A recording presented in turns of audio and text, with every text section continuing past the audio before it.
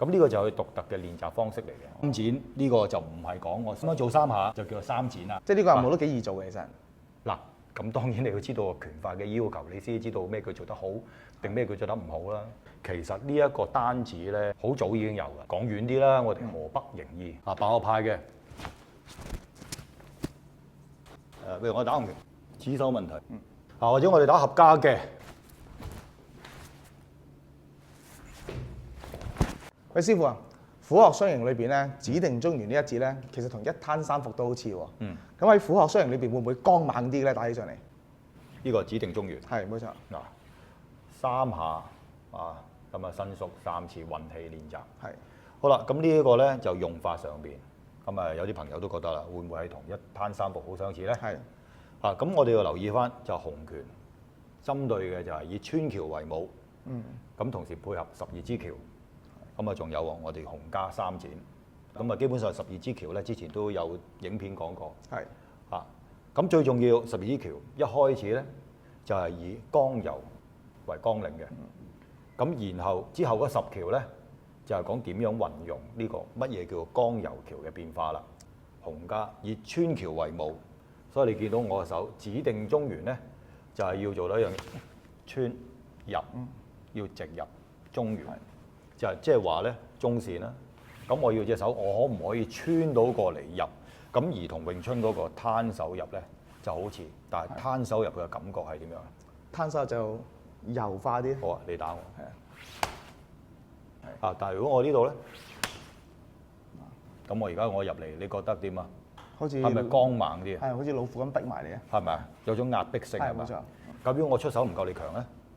係。咁所以我哋就要柔橋去引化啦。好啦，柔橋就係我一出入唔到啊，咁我就移開。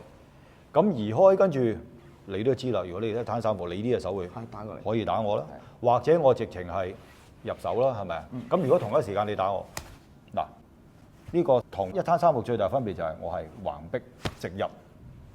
嗱呢個打一個逼直，咁所以剛柔逼直。咁洪家強調一樣嘢，橫逼直打。橫逼直打。橫逼直打，所以我哋破牌。橫逼係咪？我而家逼住你啊！我係壓制住你，可以睇住打又得，唔打又得，係嘛？咁我睇住個變化嚟做。係。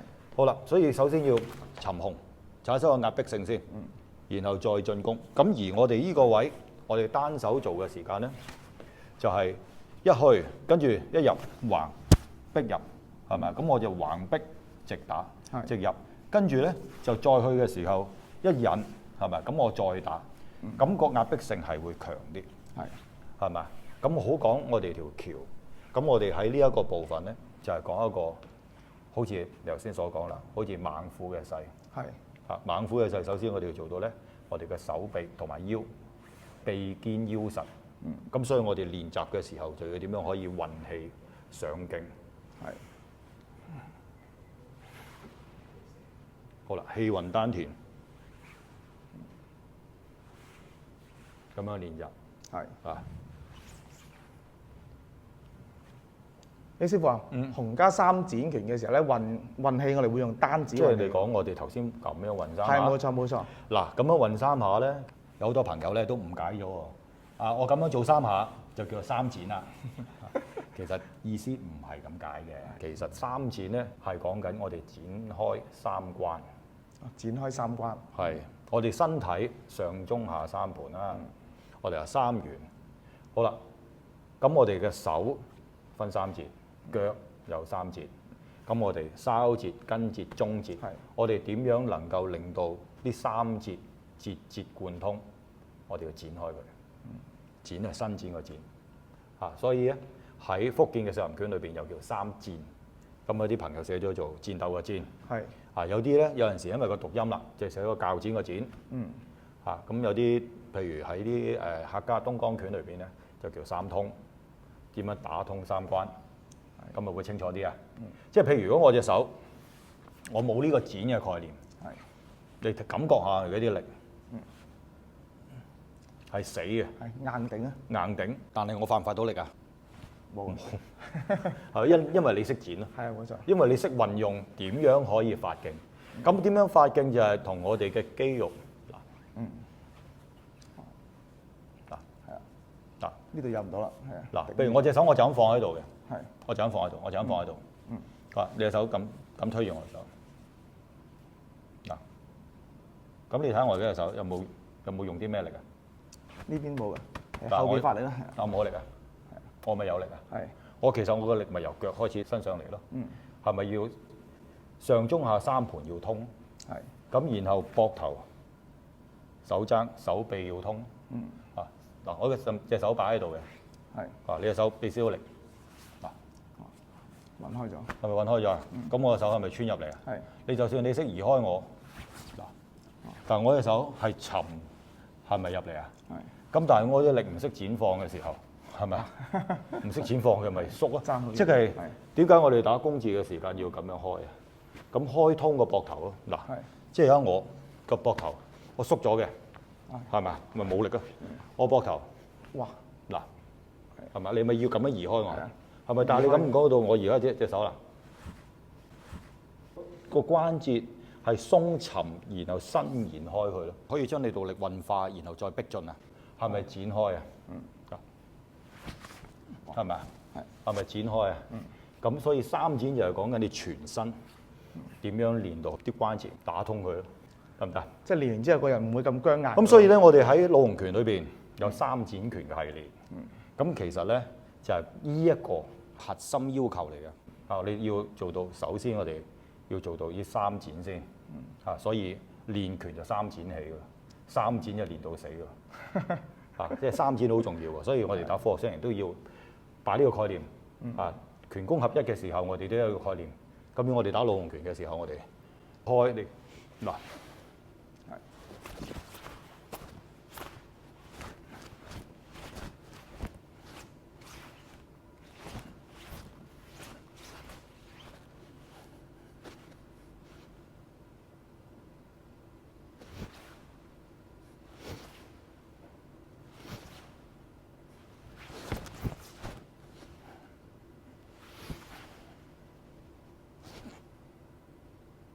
係嘛？係。咁就嗱，頭先你都知啦，呢度就係我哋老洪拳嘅必打嘅一段啦，洪家三展啦。係。倒力咧，即係由腳嗰度咧一路上到嚟嘅師傅。要運氣啦，你見到我哋平時都係咁練啦嚇。咁啊，就呢度係其中一段。咁啊，主要集中你會發覺啦，喺洪家三展裏邊咧，就係第一套三展拳，就好強調你嘅，譬如我哋頭先鉗羊馬啦。係。咁然後就係四平大馬啦，然後就子午馬啦。點樣做到嗰個三展嘅技法同埋個效果咯？